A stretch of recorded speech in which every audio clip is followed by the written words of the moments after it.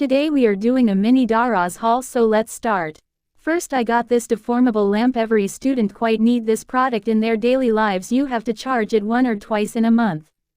And you have to put it to charge when you feel the light dim, or else it might get battery issues. You can adjust its height accordingly.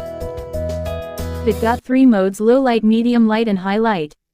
Now the second product is the writable lamp. The packaging was sturdy. It was 2 out of 5. It comes with a support, a charging cable, a acrylic sheet and a pen. The acrylic sheet peel was so satisfying. Soon I realized that there were some problems with my switch. It was blinking constantly, but soon it worked. But the product looks very good at night.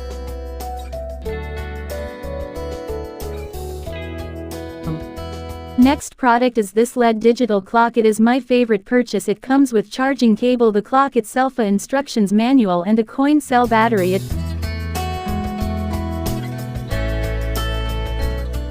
But it's easy to turn it on. All you have to do is attach the cable to the clock holes and it works.